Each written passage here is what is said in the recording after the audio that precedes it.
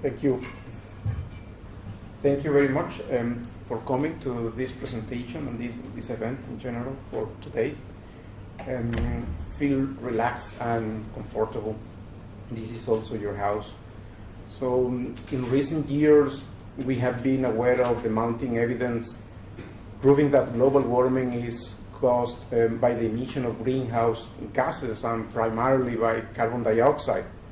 Sometimes making us believe that somehow somebody is opposing to get this problem fixed. But maybe this is not the case. Global warming is a colossal problem, and it was not caused by one man or a group of men. Our way of living and our disconnection from the environment are sometimes, for me, the main causes of the problem. And I think this will continue in the next decade. Let me tell you that most of the recent textbooks, they just still highlight to our children that we have a certain kind of supremacy over other species in the planet. However, research shows us that we are not the center of the universe, and it is no longer true that our instincts and reason separate us from the rest of the animals living in this planet. In fact, the similarities, not the difference. In this case, they coexist. So we are not the only creatures making and using tools, or having culture, or engaging in war, or killing our fellows. But we are the only species known to have contaminated this planet with devastating and sometimes irreversible consequences. And we have magnified the problem. For centuries, our population was naturally controlled, and after the 50s, we witnessed an explosive growth in population, and this came together with an idea. The idea of promoting a sustainable economic growth that is quite contradictory with the reality because our planet is not growing. This belief is so powerful that it persuaded half of the humans to join the model based on the irrational use of resources. There are limits. Only 1/3 of this planet is land, and out of it 40% is agricultural land, and out of it 20% is arable land. So there is not too much land to feed the people. At the end of the day, we have 1/3 of a football pitch per person. So the other situations regarding limits is that every time you use the resources of this planet, part of these resources are converted into an invisible type of rubbish or waste heat. That heat just goes to the universe, and it will never come back in any shape or form. So in a consumption-based society of billions, recycling sometimes, is like taking an aspirin to heal a terrible disease. On the other hand, the energy to sustain life is quite limited as well. It's just coming from one spot, from the sun, and that is the only type of energy that we have to sustain life. So it's a type of well-organized energy, and of course, that type of energy not only sustains life, but also all the processes in this planet to produce cars, food, domestic appliances, and other type of products. This cannot be produced, so our way of life cannot be produced or sustained in this way. So for that reason, we are using oil that is produced in large quantities.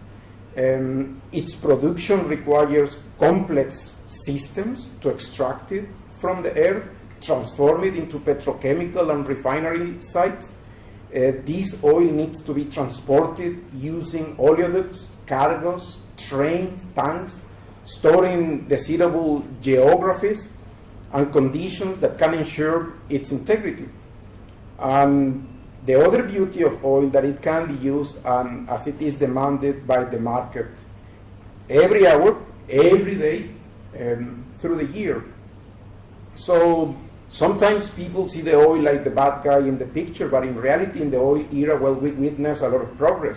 We reduced twice the price of health, 10 times of food, 20 times in electricity, 100 times in transportation, and 1,000 times in communication. In the oil era, we also increased twice the human lifespan, 3 times the per capita income, and childhood mortality was reduced 10 times, and the death by epidemics 300 times, and 600 times the casualties of war. So, but obviously, all this was thanks to the progress of science and technology that was somehow fueled by oil. Here, this graphic can show us that after the 50s as well, I found that progress is constant and is always going upwards in good and bad times, wars, peaceful times or war times. We always achieving something good. In fact, new information technologies keep joining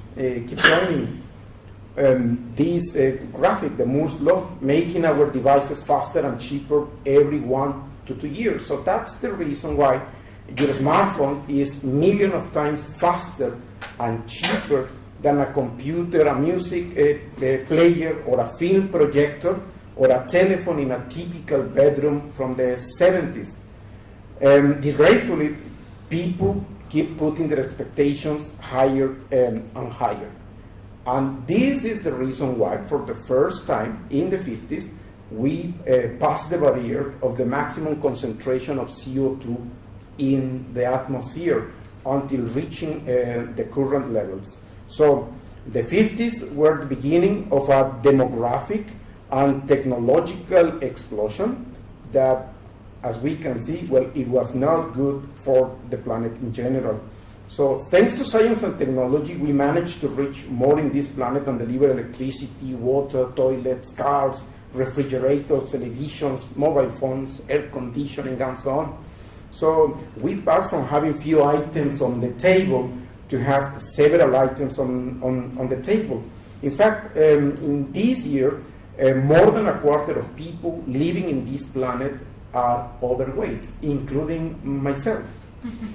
So, at the beginning of this decade, we used to have even some souvenirs, some pictures to remember those beautiful moments, and now we can see that we don't even have time to have a look at them. So we have all these riches so far.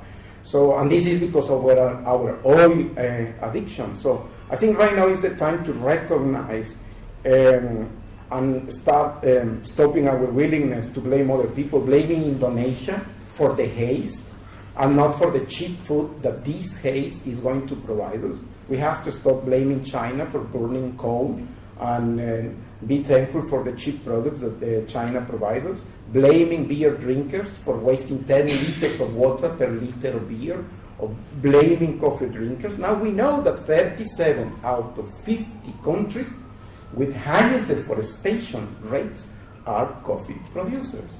So I think I believe that instead of starting blaming people, we urgently need a global amnesty and reconciliation when speaking about global warming. So I think in this business there are not innocent or guilty if we want to survive. We have to recognize that we are all accomplices and victims. So we have now in front of us the opportunity to use science and technology and bring rich and poor together from a very high emission stage in humankind of emissions of carbon dioxide into a lower one. But this can only be done using science and technology, so which is the right tool to tackle a colossal problem.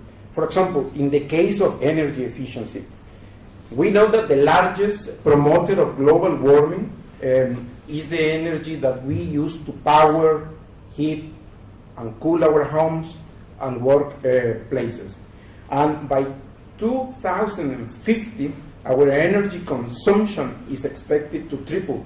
So we urgently need technologies that can cut the emissions of heat-trapping gases by 80%.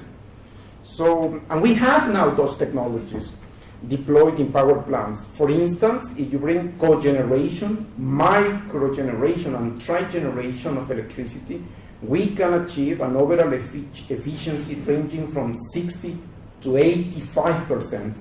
So, and we have right now a new tested technology on the field that is called quad generation, and these can take this process one step further with the addition of systems that can purify the CO2 as they come out from the exhaust in power plants.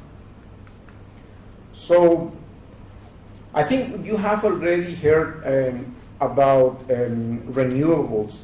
Well, we are now improving the number of kilometers per liter that a car can deliver thanks to computer-aided design. And right now we have new formulation with higher octane fuel.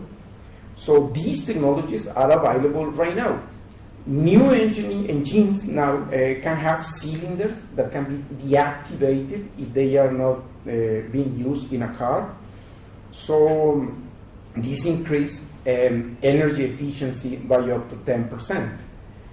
Automatic and manual transmissions, they can also increase energy efficiency by combining the good advantages of both systems. And right now we have this type of machines up and running, producing electricity every single day.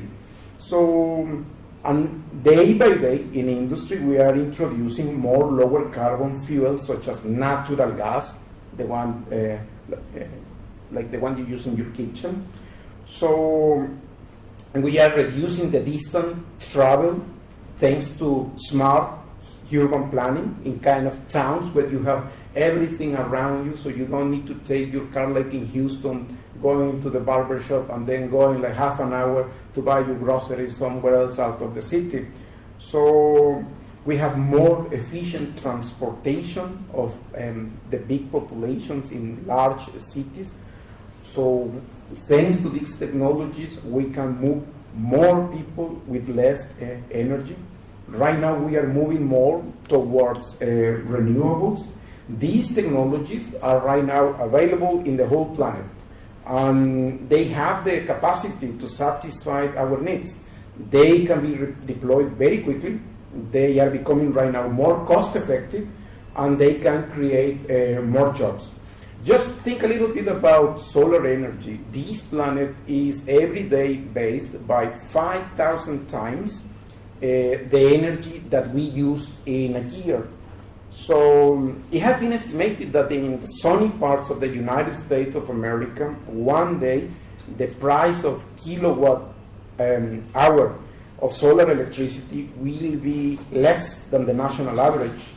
In these days, maybe you heard in the news that Denmark is generating right now 140% of its electricity just from wind.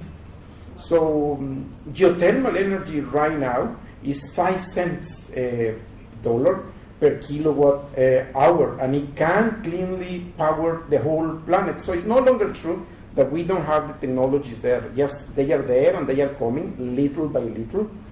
And there are other types of technologies already available, for example, from bioenergy, wave, and tidal. These types of technologies, they can deliver the price of electricity at 20 cents of dollar per kilowatt. So the reality of today, all over the world, is that coal is still the king. But in this decade, we have more technologies that were developed to produce cleaner electricity from coal. The most accepted technology right now is the burning of this smoky carbon dioxide in empty cavities on the ground. This is happening right now. So carbon capture and sequestration has the potential to cut CO2 emissions by 90% at the cost of a consumer of $172 a year for a typical consumer. We have also problems in forests. We know that some countries are deforesting, burning the forest, and so on. Worldwide, deforestation and agriculture, they contribute to 30% of heat trapping emissions. And now we come with technological approaches that can help in a holistic way.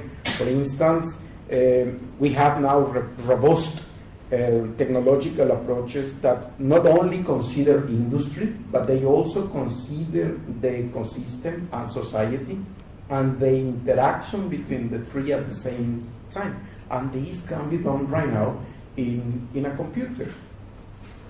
So as the time passes from 2012 to 2015, over the last 3 years, we are moving more towards reducing our oil dependency by using as raw materials the parts of living or dead organisms, while taking the advantages of 100 years of petroleum engineering and know-how that is already in place. So right now there are biorefineries producing succinic acid that in turn will serve to create more chemicals that in turn will be used to create the products that we have in our everyday life.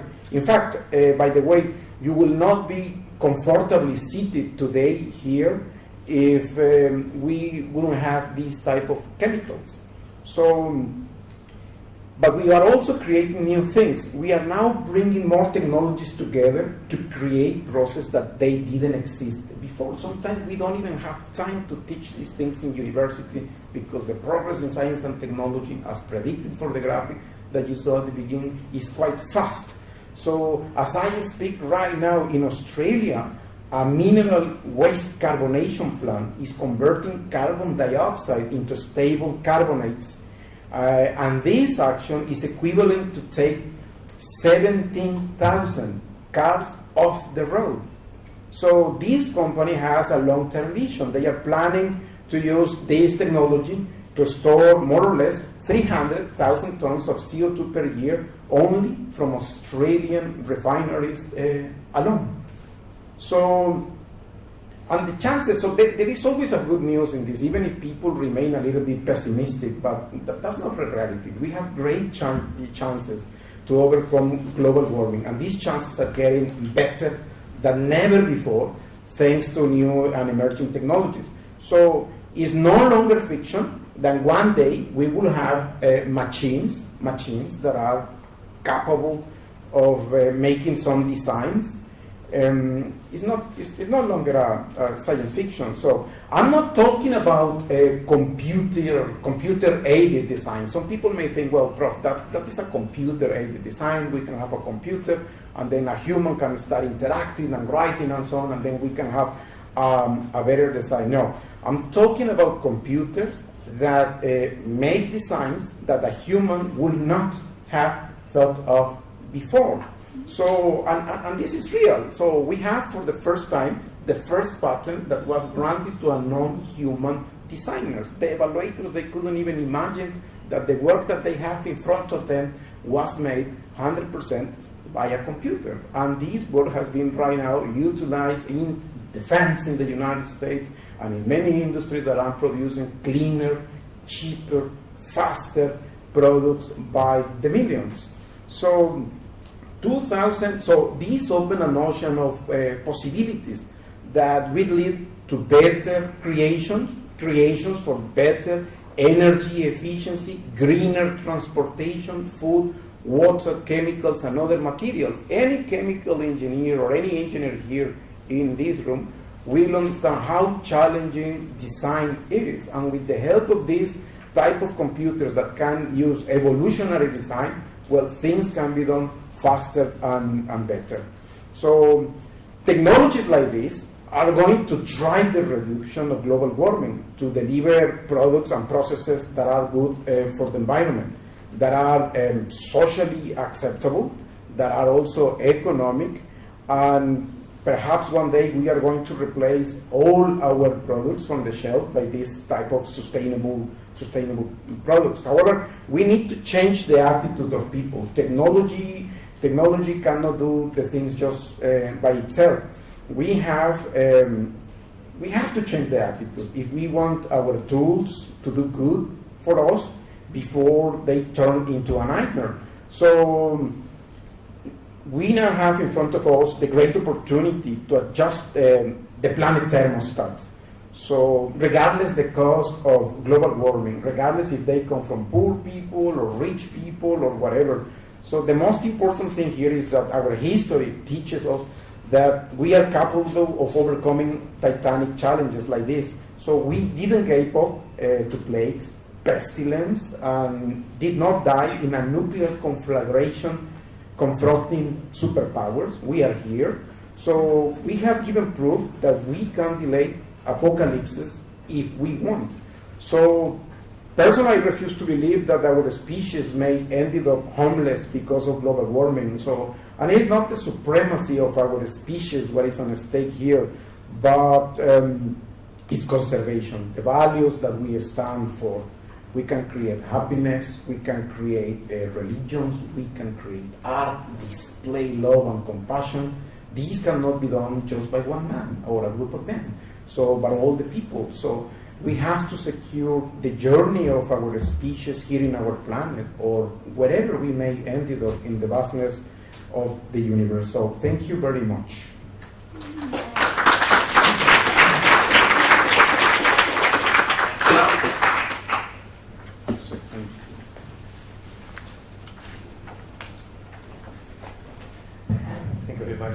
I would like to call Dr. Amir Hussein to come and give a response. Would you like to the microphone?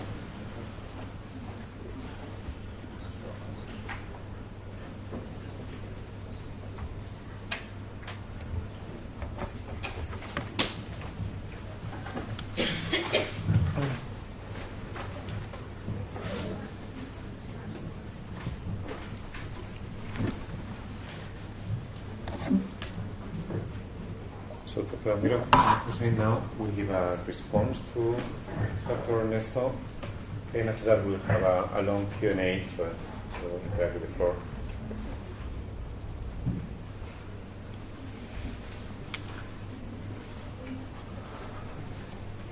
Okay, good evening, ladies and gentlemen. Can you hear me at the back? Okay. Thank you very much, Dr. Isma and Dr. Ernesto for the presentation talk. I think some people are entering right now. We Okay. may give them 30 some seconds. Okay. Yes. Yeah, thank you.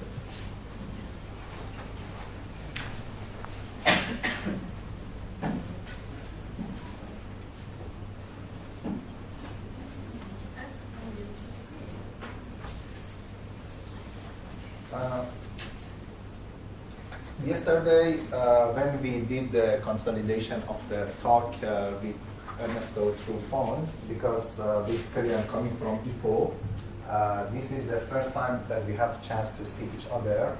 My presentation was almost ready. I was thinking how I can bring more attention to you when we discuss it together regarding to global warming. I look at some statistics. Statistics all the time help me to make my presentation with more spices.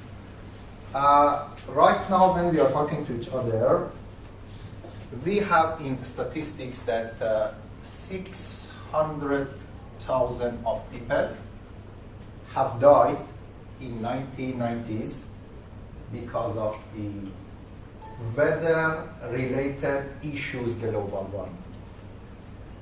Out of that, 95% coming from developing countries. And we sit together peacefully, but 2014 was the hottest year in the world. What happened to 2015, we do not know. And it's followed by 2010. It means from 2010 to 2013, our situation gets better. But again, to 2014, we back to business as usual. Later, I'll share with you, when we do the things in the term business as usual, what happened. So, it's a bit scary. Sorry, I started a bit scary, my presentation. I hope you don't mind. But this is our responsibility. As environmental engineer, this is my responsibility. This is not the only one. my responsibility also is to solve the engineering, the environmental related problem.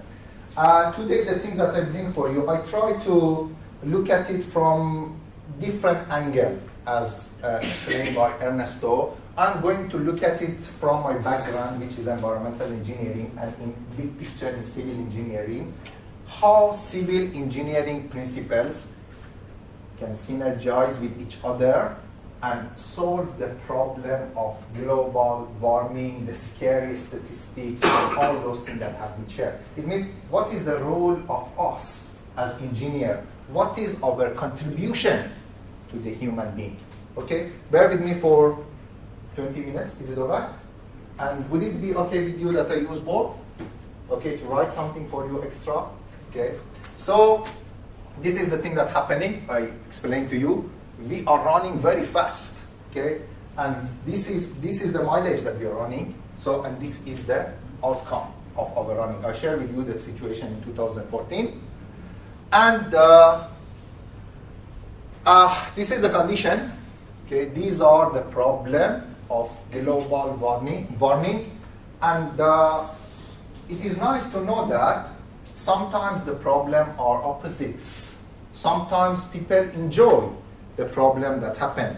Today I read in news, in Chile, a desert changed to an area of blossoming flowers because of global warming. It means a desert in Chile is not desert anymore. Changed to a beautiful garden. And over there in Chile, the tourism attraction grows and people come to Chile to look at the condition. But this is for just a region. In overall, we are driving a car, a single car, and all of us are in that car. So this is our situation at the time being. We are here based on ecological footprint. What is ecological footprint? I talk about it later. But at the time being, the activity, it means simply explaining of this, the activities that we are doing needs 1 Earth and a half. But we only have one, isn't it? And if we continue business as usual, in 2050, we need almost 3 Earth for our activity. Okay. Are we going to have 3 Earth? Definitely no. So what to do? We need to back to the things that we have. This is our overall asset. We do not have anything else. So to back to this situation, the thing which is necessary is rapid reduction of our usage from the planet Earth. How to do that? Before I go to that one, I give you a smaller picture from the Earth to Malaysia. And this is our situation regarding to biocapacity and ecological footprint. What is biocapacity? This is biocapacity.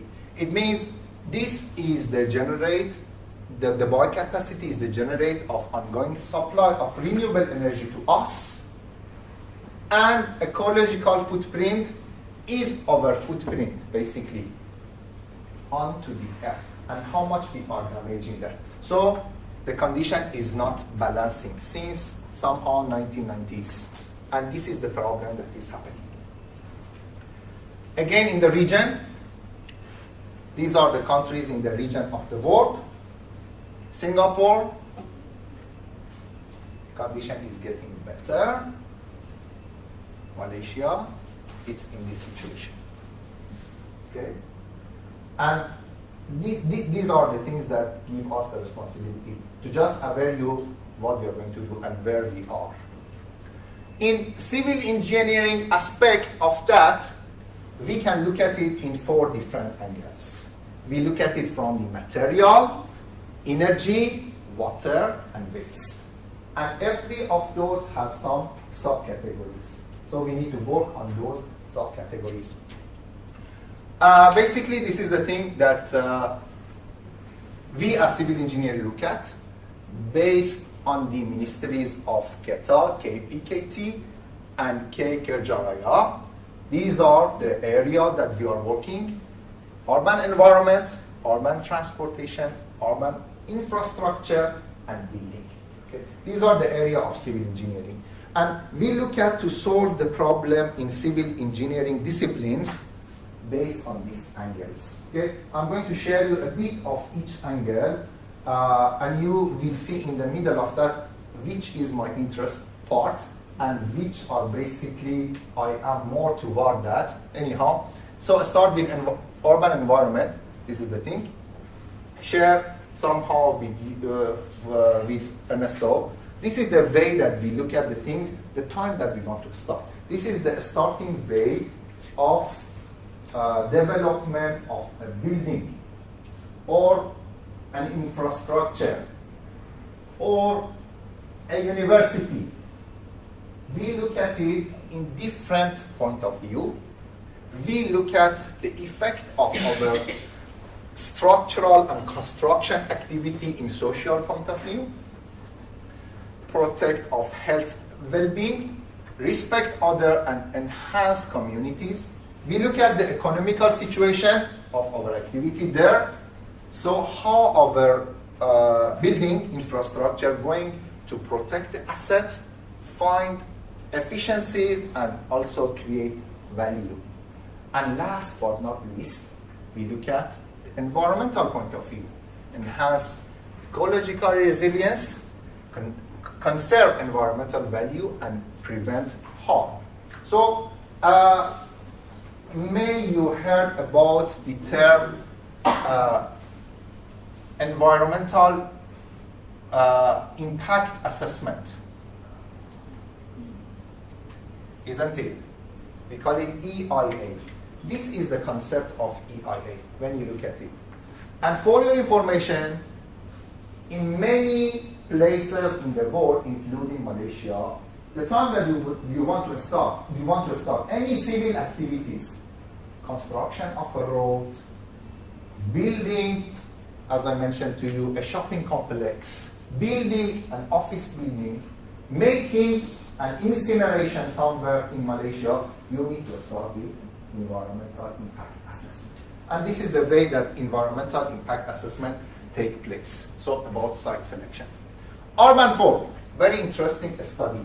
So it was shared by Ernesto regarding the transportation. So this is the things, this is the way that these days we look at the transportation. Empirical investigation of how changing pattern of employment geography are affecting the transportation sustainability of the London region. Okay, where place live and where people live and where people work, and the effect of that could be seen in this picture. As civil engineer, we look at the things in that angle. And also, we look at the urban greenery and air quality in different ways. This is showing you the interaction of tree plantation and structure of a building. Just look at it for 20 seconds. See the different components.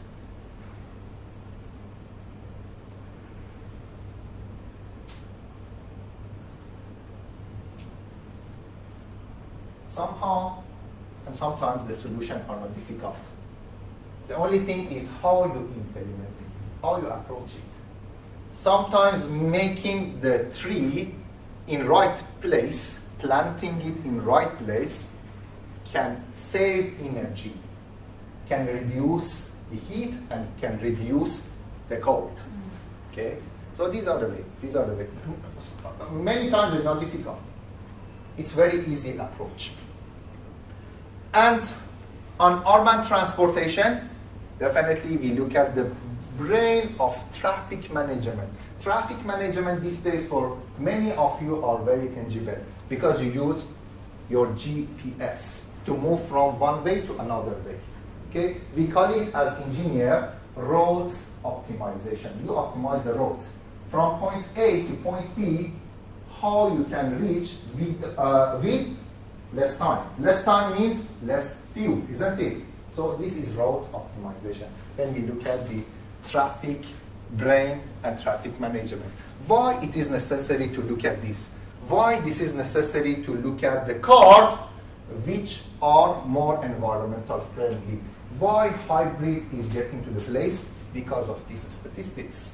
Look at it, that the big portion of the CO2 emission is coming from road transportation. So the solution is clear. The solution is clear because you know the problem. When you know the problem, coming out with the designing of the solution is not very difficult. So road transportation is big contributor. Try to reduce that. How to do it? This is the way. Okay? We look at the green transportation infrastructure. What is that? In green transportation infrastructure, you try to make the cities in such way that instead of using other source of energy like fuel energy, you use your own energy, okay, your muscle. Walk or use your bike to reach from point A to point B. Ernesto gave you the example of Houston. So those are the things that we are not looking for. We are looking for of making city that the things can be approached by walk or by bike. Okay, this is the thing from transportation point of view. Waste management. Okay, so for the waste management, there is a hierarchy of waste management. All the time when I talk to my student on waste management, I look at it as a gem. I call this one a gem for them to remember. And the gem is started from reduce and reuse. Okay? Look at the priority. The priority go to reduce. Why reduce and reuse? Because if we reduce and reuse, this is the thing that happened. Okay? So, the arrow up with a very well selected color showing us further emission. The arrow down is reducing of the emission. When you reduce and reuse, the extraction of resources will be increasing. Resources means, for example, trees. Okay, you have seen the role of tree in a building, in an area. How they can, how can I say, offset the carbon. So you try to save the tree by source reduction. You try to save the environment by reducing of extraction. Extraction means activity, transportation, and transportation you see in that picture means more emission. Next level of my gem or hierarchy is recycling. Okay? When you do recycling, there will be less need of material to be produced in a factory. And when less material gets produced in the factory, definitely you reduce the emission of carbon. Next level is transformation of waste. Okay? So these are all the angle of engineering point of view when we look at it. So this is transformation. What does it mean? It means transformation of waste to something else, like energy. Okay? Interesting. 3 days ago, I read in the news that Germany is importing solid waste from UK, from Ireland, and from Italy. What does it mean? Does it make sense? For them, yes. Because they import solid waste and transform it to energy. Because they have the energy demand from people. People are waiting for the energy to come to them. So what is the best? What best way than this to bring solid waste as a source of energy and transform it to energy? Win-win situation for the exporters and for the importer. And finally, at the end, we are looking at landfilling. Okay? Because landfilling has lots of problems. You can see here, this is the last priority. Here is the last priority. Here also is the last priority. landfill. Okay? Why? Because landfill itself can produce greenhouse gases. And the condition gets worse the time that instead of landfill, you have dump site. Okay? What is the difference between landfill and dump site? Dump site, clear. You just go and dump the waste, come back. What landfill? You excavate the land, put the waste inside, compact it, and finally cover it. Okay? This is the difference. In Malaysia, giving you the statistics, there are 290 landfill. And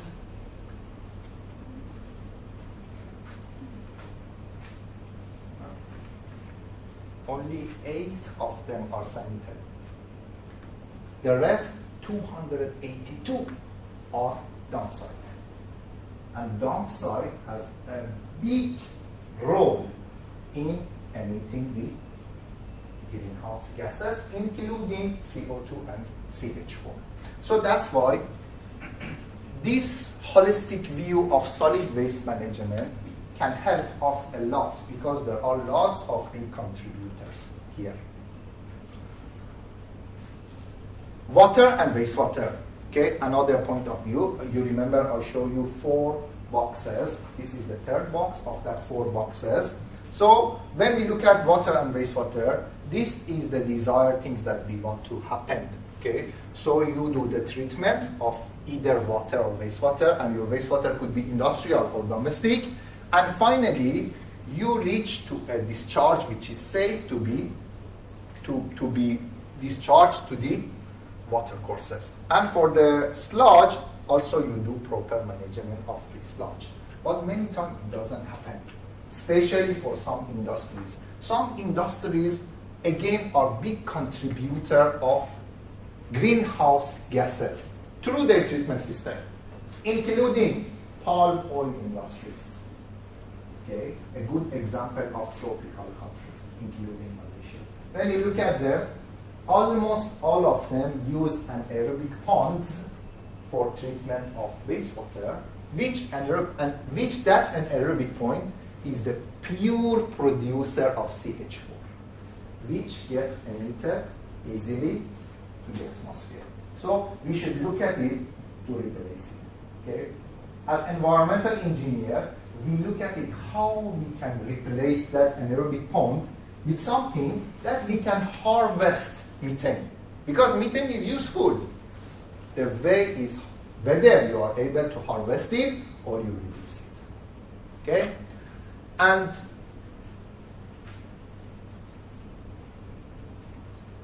another beautiful example, I think the slide is vice versa. First I go for this one and again back to the final slide.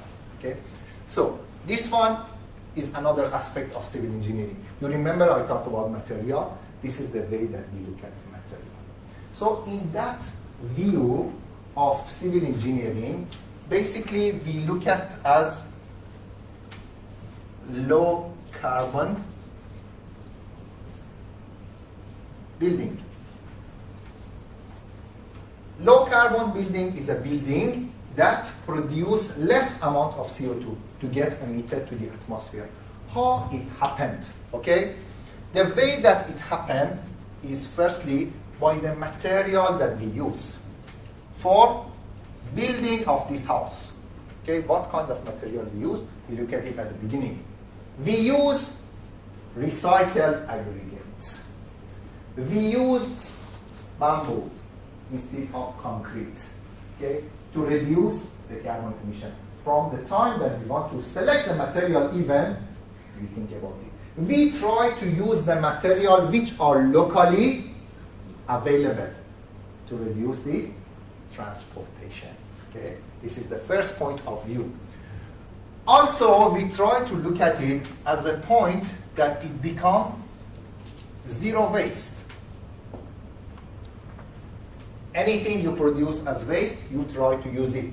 You try to utilize it. Either recycle it or make it as a compost. And the compost, you use it in your green area. So it becomes zero waste. We look at it as we use 100% of water. Any water from the rain will be accumulated and used somewhere in the house, which you do not need high quality water. And the wastewater that you produce is get treated inside the building. So you have zero discharge condition of the wastewater. Energy, you have solar at the top. Solar is not our expertise as civil engineer. We need to take help from mechanical engineer or electrical engineer, but anyhow we can think about it. And in that condition, a building from status of energy consumer change to energy producer. It means your building can produce energy, even, okay? And there are statistics behind that show you in reality that this is possible to happen. Okay? So back to the slide here. Again, we need to focus. We need to have the holistic view of the things that are happening, in which sector we are using and producing more CO2. These are the sector, and these are the things that I try to go through to see the condition in point of civil engineering.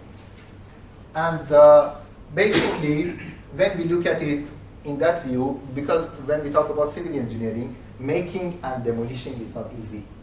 Sometimes we think, okay, this is I try to make. If it doesn't work, I demolish it and make another one. This is not easy because we are facing with the mega construction. So for that, the things that we do is BIM, Building Information Modeling. That everything can be done in PC, as mentioned by Ernesto. In these days, computer is helping us a lot.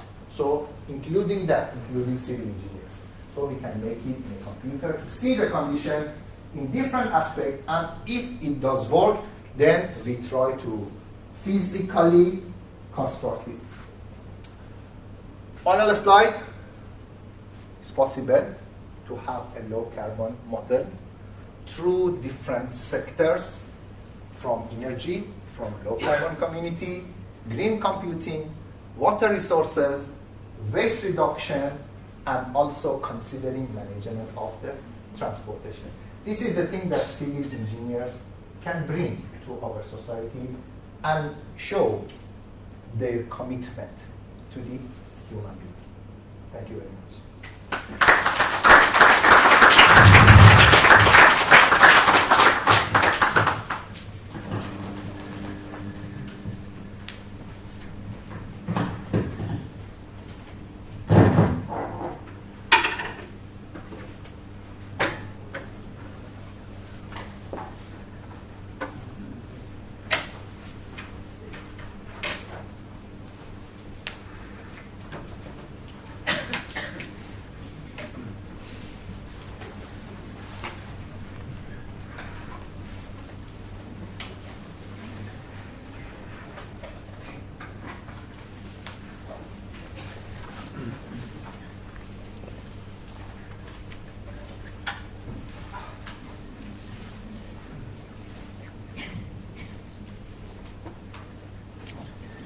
Okay, thank you very much, Ernesto and Dr. Hussein. Very interesting talk and informative about the value-inspired engineering and civil engineering. I'm very much outside of my comfort zone. I'm an ecologist, and I didn't expect to hear engineers talking about love and compassion, or people from Petronas University advocating for cycling and walking. So it has been quite surprising in that sense, and quite very, very positive. So it's interesting that because even, we were talking about Ernesto's talk, there was a lot of policy, and was talking about the human, the soft part, the emotions and the values, which I think is very interesting. So then, a few questions now. basically, you have talked, both of you, about the technologies and how we can improve things. It sounds a lot of like how we can improve, like a lot of making more efficient systems, reducing waste, producing less, consuming less energy. But it gives the impression to me that this might not be enough. So I'm looking at your slide, particularly the one that was looking at the projection by 2050, in which we will need 3 planets Earth. Can we, by cutting this extra amount of energy, by producing this less amount of waste, can we change the trajectory? Can we go into one single planet Earth by 2050? And not only one planet Earth in which besides us, there are forests and elephants and tigers. So I was expecting a bit more of a kind of disruptive innovation, something more radical. Can I take your thoughts, are you seeing in the next 5, 10, 15 years something very radical coming in that is going to change the situation radically? There are, right now, they are into place. The problem is that the public doesn't even know it. I mean, it doesn't have to know it, because, if you speak to the public about refining petroleum and so on, and the different types of equations that we have, so maybe people are not going to be interested. But let me tell you something. When I was a child, we used to go and get the water from the river. I was helping my family and bring the water. I used to go and bring diesel for the car in some gallons and so on. And somehow this stopped us for having a very destructive way of living. But right now we have the technologies that have made sure that these resources, they arrive to your house on time and very fast, so that you can waste them and burn more CO2 into the atmosphere. But we also have the technologies right now, like the ones I presented, to capture this CO2. As I said, for example, right now in Australia, we have those breakthroughs, and already in industry, a plant that is capturing CO2 and converting it into solids. And this is equivalent to getting 17,000 cars off the road every single year. So that's a breakthrough. But for non-engineers, that is not an amazing thing. For me, yes, it isn't, and it makes sense. Thank you for the question. I think you can hear me, is it? Okay.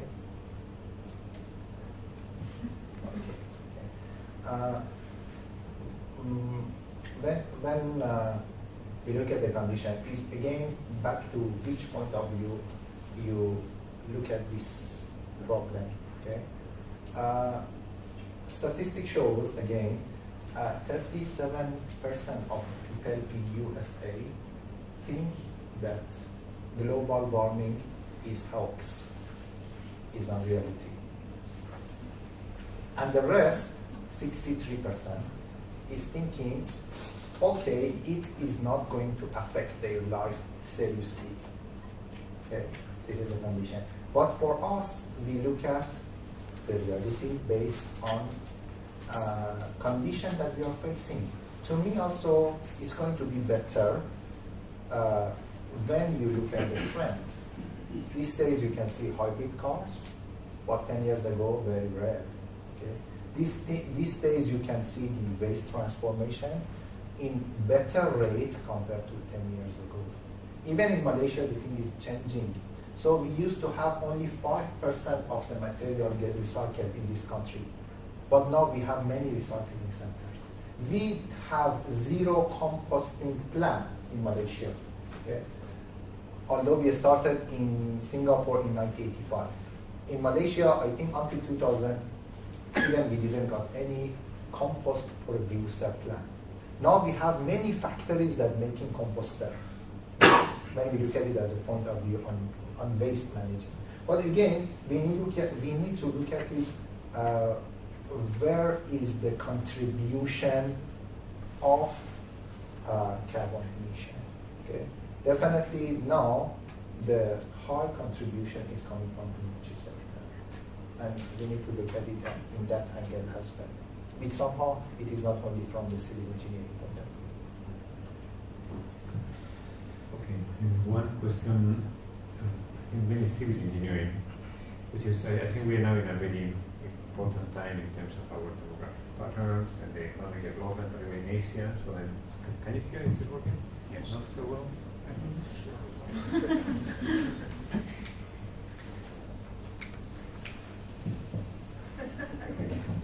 So then, I think many parts of the world are becoming rich by basic kind of general statistics.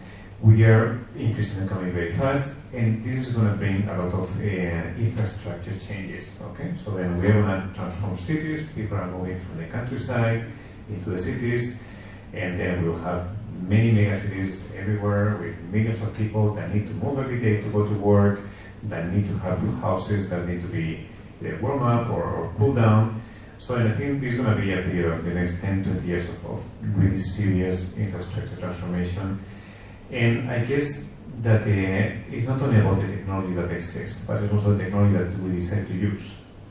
So then, what is your view? What do you think is going to happen in this period? Are we going to make wise choices and make sure that we don't lock in ourselves in technologies that will compromise our capacity to do the right thing? Because if we get now a system of public transport that is energy efficient, that really is carbon friendly, we are more likely to achieve our goals than if we just lock in on massive traffic jams and everyone driving in a car. But that requires, having technology first and then convincing whoever the policymakers and the consumers to do the right thing. So, what is your take on this? What do you think is going to happen? Yeah. I think many good things are going to happen and are happening right now. But the problem is that if people, they don't change the way of living, technology is not going to make it alone. I can just tell you just about myself. I'm a person that in Manchester, I used to take a bicycle to go every day to the University of Manchester. I used to eat every time I was feeling a bit hungry, so I was never overeating. Traveling perhaps twice a year, taking the plane. And when I run this statistic in the World Environmental Organization, the answer was, Ernesto, you need 2 planets if you want to keep up with your way of living. And I was shocked because I consider myself to be an eco-friendly person. So I'm coming back to the issue of technology again. So in case that people change the way of living, let's say, technology is going to be awesome. And why?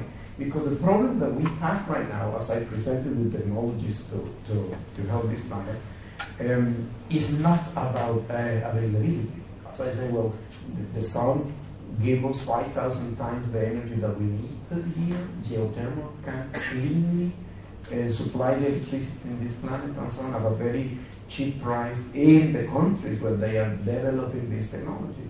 The problem is not availability, it's accessibility.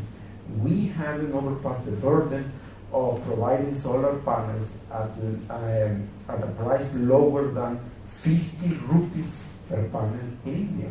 So it's about accessibility. So for that reason, we need technologies that can make the environmentally friendly technologies accessible for all of mankind. Okay. To me, we look at the history, we look at the industrial revolution, okay, when we only think about development of industry. And we only think about development of industry and infrastructure. Somewhere later, we have been seeing the sustainable development. Sustainable development came to the picture after industrial revolution. It means it's showing us that every one of us understand that there is one Earth. And as long as there is no solution, we cannot make it two, we need to compromise. We need to slow down. And to me, the future look clear, and you can see, waiting to see the world. And you are able to see the light at the end of the tunnel. This is the thing that we learned previously, and we have practiced it already. So we do not have any problem to see that challenge again, and we are able to overcome the challenge.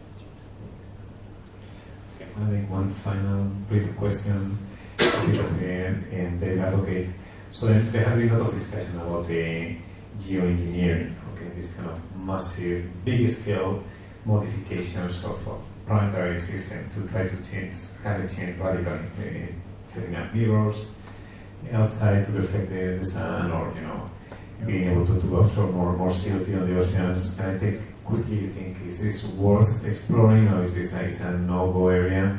Well, I was thinking to include this in one of my slides, but 1 week ago we got the bad news that this plant producing solar energy from these reflection panels at the end of the day was producing more CO2 than the one it was intended to get rid of in the atmosphere. So I say, oh wow, so I shouldn't put this on. My presentation changes dramatically, yes. But again, I think what we really need to do is to re-brainwash people. I mean, the Western world tried to impose that over the Soviet world, and then they joined us at the table of wasting all the resources. Right now, we have done it with China. We also gave them lessons on how to buy the things that they don't need, the food that they don't need. So we convinced them. So we have more millions of people joining the table of using irrationally the resources of this planet. So as a last remark, I would like to say that we cannot be living like in the 2 centuries ago, surrounded by pestilence, disease, or be living under the mercy of the natural elements. But we cannot live in the way that we are doing it right now, in a kind of opulence and so on. We have to find a way where many of the humans in this planet can live with dignity, with health, access to health, education, clean water, energy, and shelter. For us, any innovation, any approach to come up with the new things need monitoring. You need to monitor whether your system, your invention is working well or not. And for us, we believe that we can make mistake, but not the same mistake 2 times. Yeah. So this is the way that we look at things. Start, execute, monitor all the time, and if it is work, definitely it works, and it's going to be happy. Okay, I think we have time to open to the questions to the floor. So then there are some roving mics around, so then we will take a couple of questions at a time. So then when you make a question, please identify yourself and just wait for the microphone to be here. So then yes, we can. Right. I was going to just, I want more elaboration on your first question. I think the answers weren't quite what we expected. In a way, yes, we have technology to reduce CO2 emissions from now happening and going out. But a lot of scientists think that the danger point was at 350 ppm. We're now over 400 ppm. So what we actually wanted to know from the engineers, sorry, I'm an engineer as well, but what we wanted to know from the engineers is, it might, when Ahimsa says not radical enough, he means just stopping CO2 emissions now is not good enough. We may have to do something as radical as trying to take CO2 back out of the atmosphere we've already put in. Have we got technology for that? Is there anybody cutting edge working on that? One more question. It is okay to be an engineer, by the way. It's not. I need to apologize. Okay, what's some more question? Yeah, you can. I am Eden from.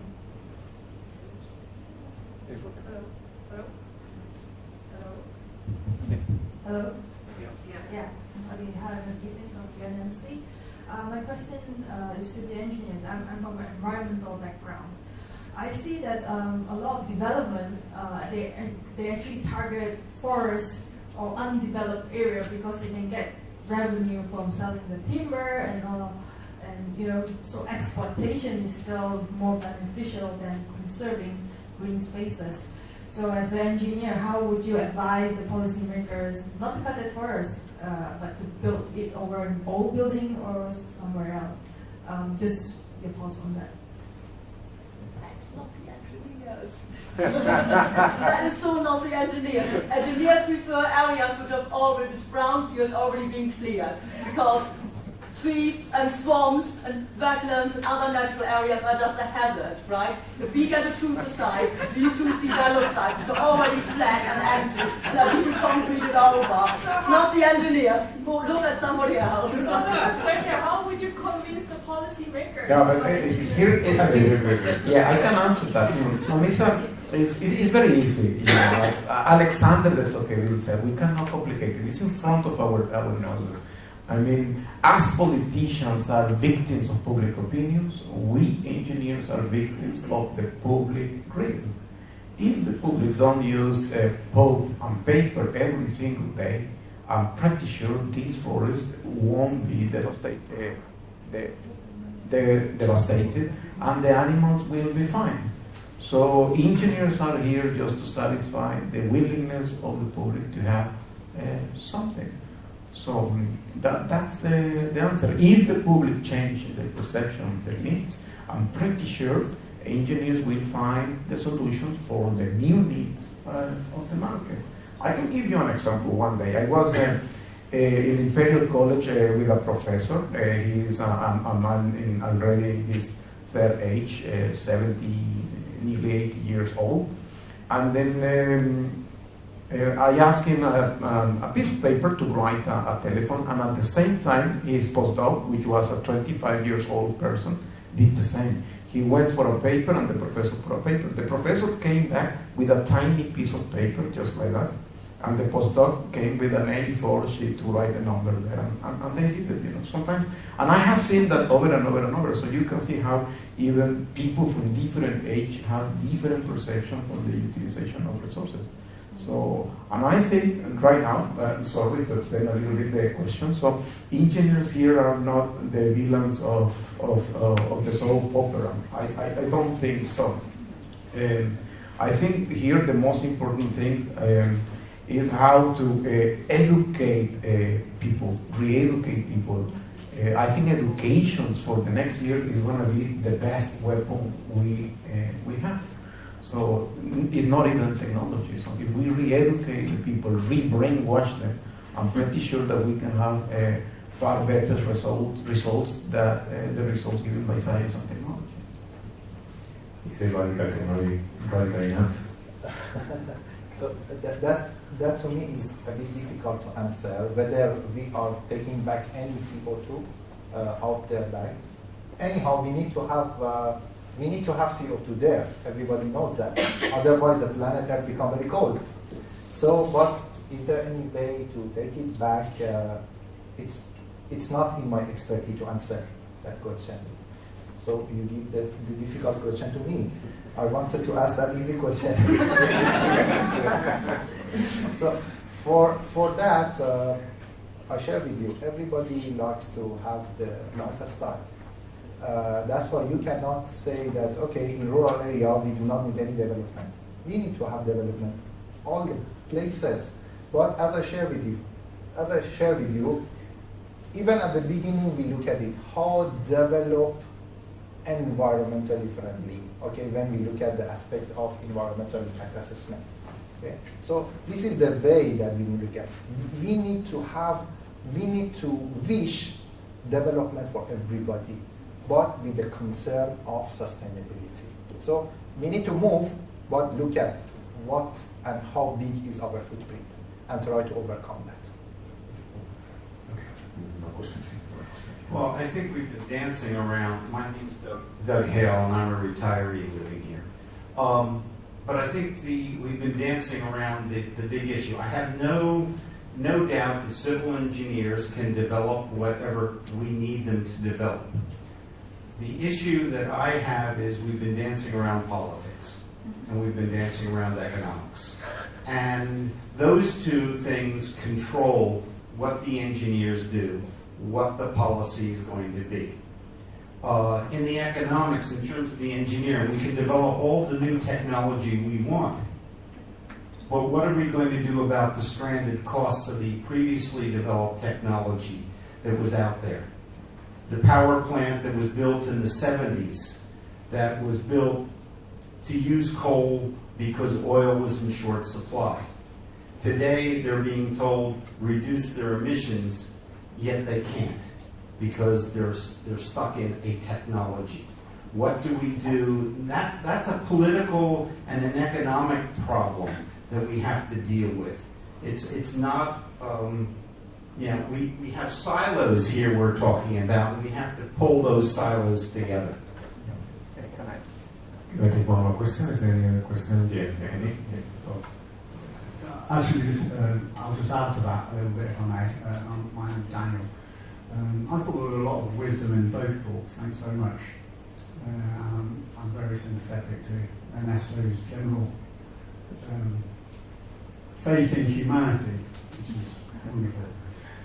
But we are living at the height of capitalism, and I just wonder how. Well, you mentioned, Ernesto, that we're the addicts. We're addicts. And if we are, a lot of people would say that fossil fuel manufacturers are the suppliers. So, when you talked about changing attitudes or mindset, do we need to differentiate between, I guess, the 1% and the 99%, or the rich and the poor, something like that? And how do we physically manifest the wisdom that you both mentioned into real change on the ground when we seem to have this polarization of power? Yes, I agree with you. And to be honest, I believe and I have a lot of hopes that things are going to improve.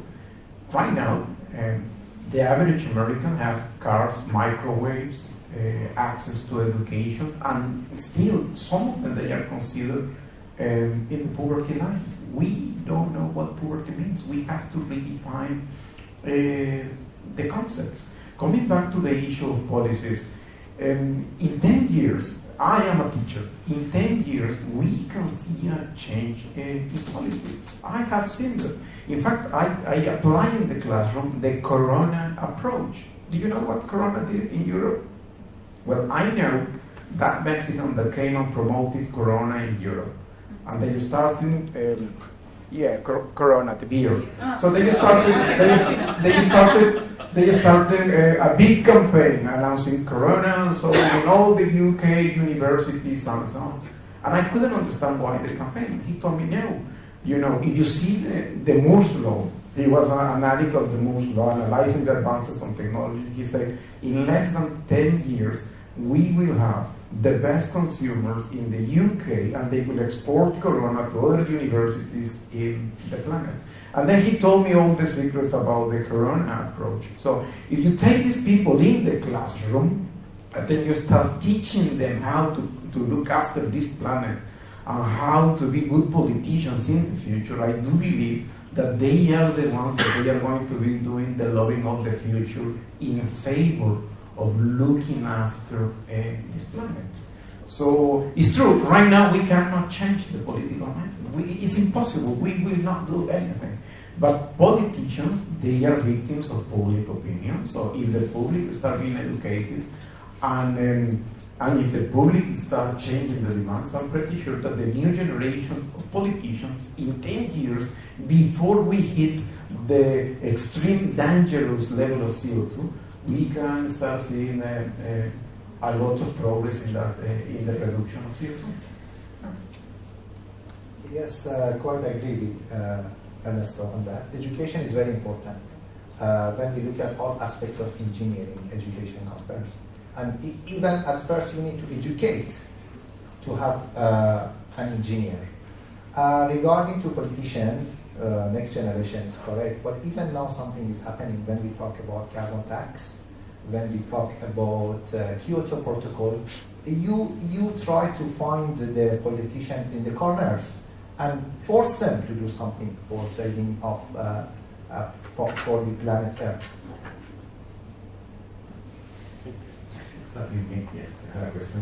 Yeah, I was just going to say it's quite interesting listening to you because the talks are about engineering, but then people asking questions, your Yeah. default answers are actually about policies and people. Yeah. So you've not been able. So you've got the word engineering in the title, and engineering involves entropy. So whatever it is you shift around, you're causing the dissipation of heat. I mean, Yes. that's ultimately, Yes. you can't get away from that. Any action, sitting on the chair, moving around, the heat's being dissipated, concrete, Yeah. fantastic amounts of carbon Yes. dioxide. So it is. So you've got the right idea, because you end up talking about policy and people, except you started the talk with engineering and solutions. Yeah. So take one question. Hi, my name is Majid. I'm a student from UNMC. And thank you for the talk. My question is, you're talking about the changes coming, but will these changes come in time before the point of no return? Or some of the systems, problems happening in the planet? Can the changes come before some of these problems? There is no way back. Yeah. Again, the changes are happening right now. For example, Dr. Evenia made a good question. Do we have right now these technologies that can capture CO2 before the law? Yes, we have them. We have right now carbon capture and sequestration, taking the CO2 into the air guts before it goes to the atmosphere. And the plant that I mentioned in Australia, using bauxite to convert it into solid carbonates and so on. In fact, even myself, I am not doing any advert to my research, but I am extracting molecules like the ones you have in your blood to accelerate millions of times the absorption of carbon dioxide. Some of these technologies are already into place in Canada and the United States. So we can see the changes. Yes, we can. But the problem here again is not availability, it's accessibility. We want to make them cheaper. How can you make solar panels that you can roll and produce in a very fast way? So that's the problem right now, making them cheaper. We can see the changes, but again, if we start wasting more resources of this planet very rapidly, at the point that technologies changes cannot catch up, we are not going to see any reduction in the CO2. In fact, I'm running new data, and it looks like we are in parallel with the growth, the exponential growth of science and technology. The emission of CO2 derived from our way of living is going in parallel. So it looks like the more the technology rises, the more our expenditure of CO2 is rising together. So if we continue in that way, we are not going to make it. So we are not going to see never ever that change. So I think we need to change the perception. It's gonna the Messiah technology is going to come now. It's not going to come never ever. We are alone in this planet, as far as I know. There is not a big other that can protect us.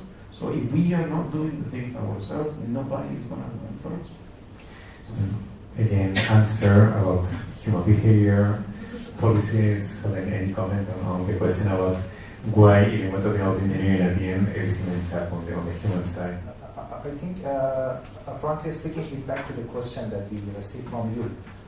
You didn't target the engineering question. It means the question was based on law and humanities.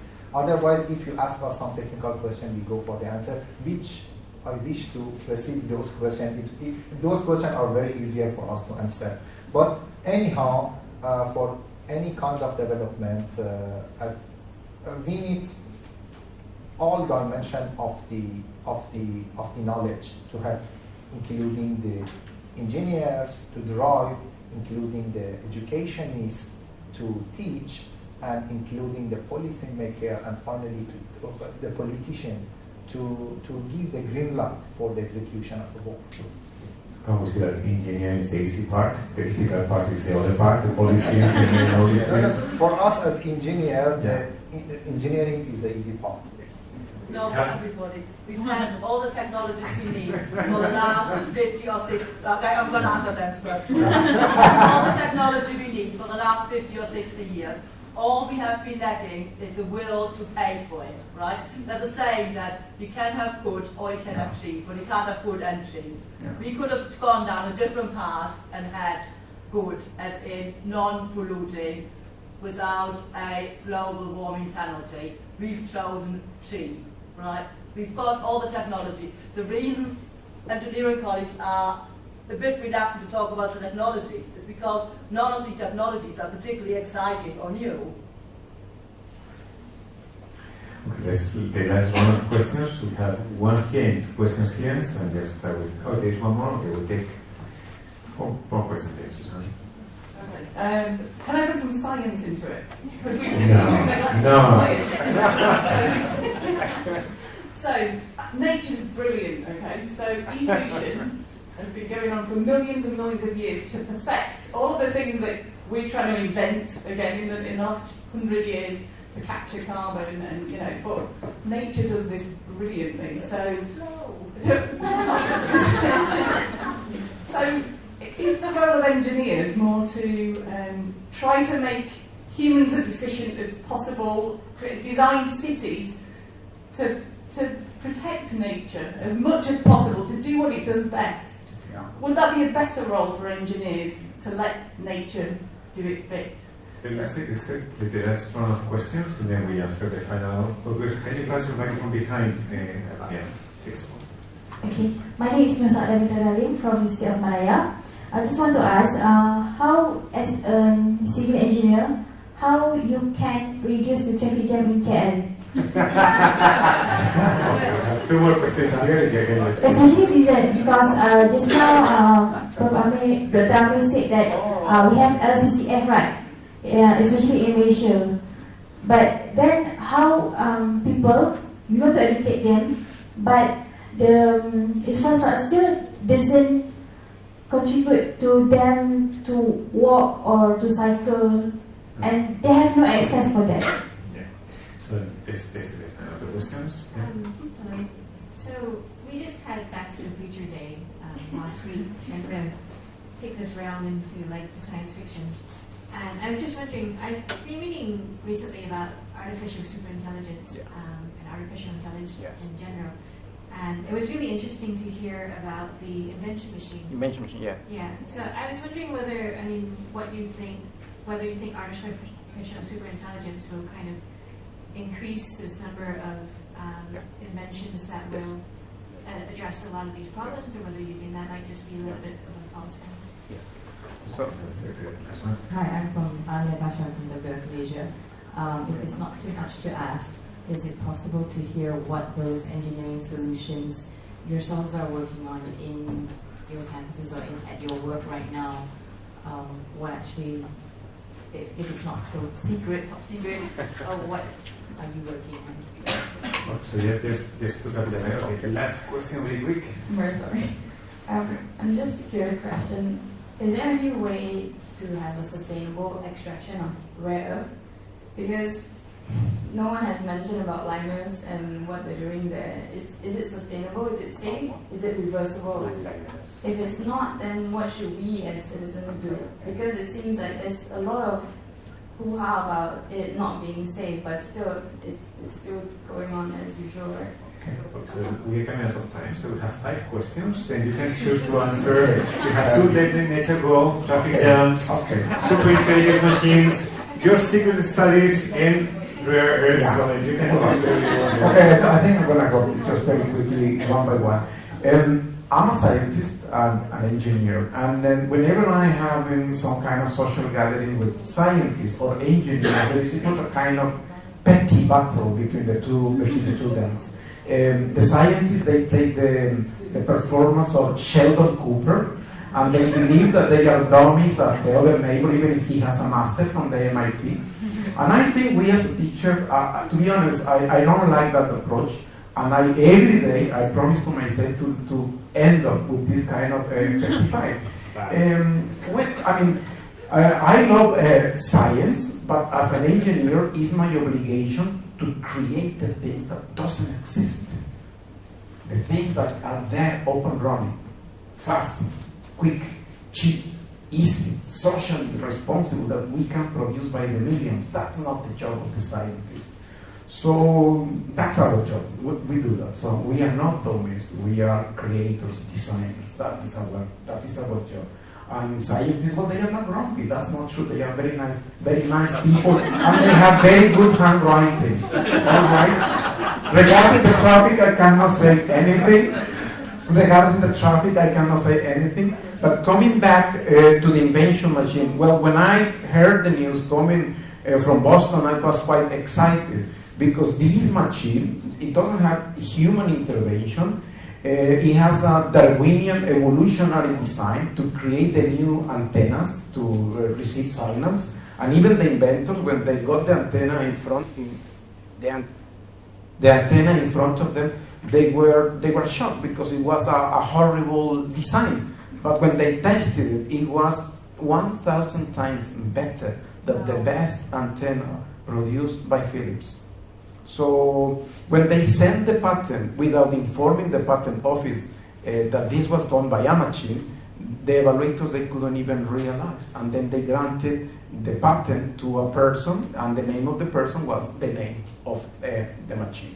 So why is this exciting? Because right now in engineering, we need boards of people in an hotel, even bring the army to protect the secrecies of the new designs that we are going to do for the new generation of submarines, petrochemical plants, and so on. And with machines like that, right now, they are designing the best generation of petrochemical plants without human intervention. So this is why they are exciting, and in any domain. So right now you may have these type of machines that are mimicking the evolution that's happened in this planet for millions of years in a single software inside of a super fast machine. Your secret research? The secret thing, well, in my research, I'm focusing on the capture of carbon dioxide from power plants. And I am using enzymes that can be found in your saliva, bacteria, or other microorganisms in the sea. So we accelerate the conversion 1 million times before the CO2 goes into the atmosphere. And we just convert it into kind of a solid material that you can handle very easily and use in the construction industry. For example, you see here in Malaysia, well, carbonates can be broadly deployed for the construction of houses and so on. As the middle class is growing, these type of materials will find a market niche. So we do this by applying a concept that is called synthetic evolution. We apply genetic engineering, and I try to reproduce Darwinian evolution, but in the lab. So instead of taking 1 million years, it takes me more or less a couple of weeks to create the evolution of some molecules. Yeah. Traffic jams, birds, So if you want more technical questions, these are the technical answers. So traffic jam in KL. Let I ask you some question also. What happened if we didn't got any single LRT line in KL?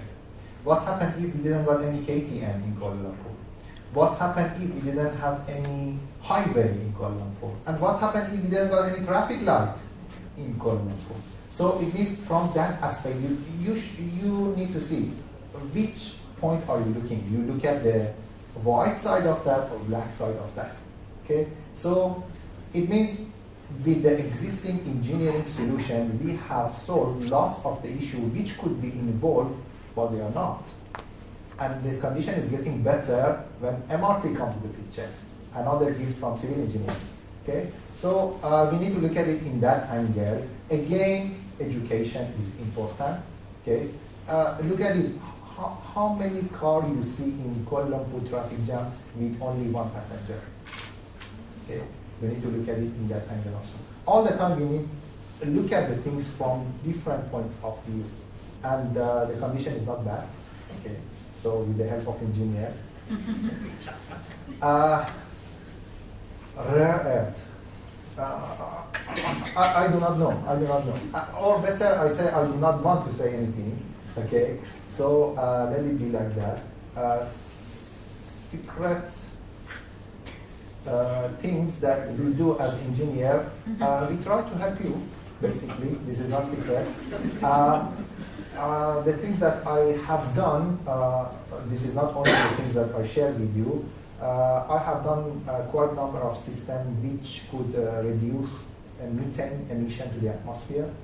I have worked with the pulp industries in Malaysia to make the condition better for the harvesting of CH4 as a source of energy. I have done some work with the municipality of Ipoh to optimize the route of solid waste collection in Ipoh city, and to give them some hints that the time that they are doing the solid waste collection, with the half of the manpower and logistic that they have in Ipoh, they can have a program for collection of recyclable materials. I have done some work which is going on now on phytoremediation, using plants to soak up the pollution from the wastewater. Okay, so you clean the water and also you grow the tree. Okay, it's nice, it's beautiful, and the things, the low carbon building that I shared with you. I am in a team that we are trying to use recyclable materials in our building, and we are trying to make design of a building in such a way that reduce the consumption of energy by design, only design, nothing else. So, and I think that's it. Okay. Regarding the question about rare earths, well, I'm familiar with the topic, and it's a very exciting and sad topic at the same time, because right now more and more Scandinavian companies, they have put their eyes on poor countries that are rich in rare earths, and they are also putting their eyes on those countries that are not Western world friends. So the conflict is going to be imminent, because these rare earths are needed to create cheap iPhones, cheap catalysts for the petrochemical industry.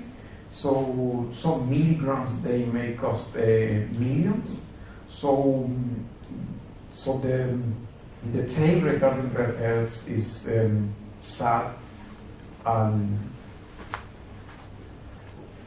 funny maybe, but we have to be cautious with that topic, because I do believe that in less than 10 years the countries having rare earths, maybe they will regret to have them, because right now, as I see my trend, even those countries that proclaim to be friendly and lovers of renewable things, I think they are going to be the most stronger and more ferocious trying to go for these rare earths. And by coincidence, I don't know how, but I got a report of a company claiming that Madagascar was very keen to accept all a certain type of companies extracting rare earths at the price of peanuts. And they claimed that they were happy, and then that the community accepted them, and everybody was happy to have them there for 150 years. And they are apparently starting in 2 years' time. So how do they manage to have people happy? Well, I'm just wondering. Okay, thank you very much. I think we will stop here. So yes, if I can synthesize things, we can say that the engineering technology offers very realistic possibilities to do things better, to have a more positive view of what is to come in the next few decades, but it's not enough. And then clearly, as it was pointed out several times today, it goes back into people's behavior, policies, implementing policies, planning, and also having the right economic interests, trying to think into long-term well-being. And I believe that in this context, engineers they're gonna do a big impact. So, for example, when I go to a school of politics, they say, "Well, but you are not a politician; you are an engineer." But when I have a look to my data, if you start seeing the landscape right now, the millionaires of the planet right now, they are engineers. People living in finance, they are engineers. And people right now growing in politics, like the president of Iceland, they are people that have a PhD in engineering. So if you see that the list of ministers, even in Singapore, in many developed nations, they have a degree related to science and technology. And the reason is because we are now living in a more complex planet. So I do believe that we engineers, we also can influence policy and people's behavior in a complex world.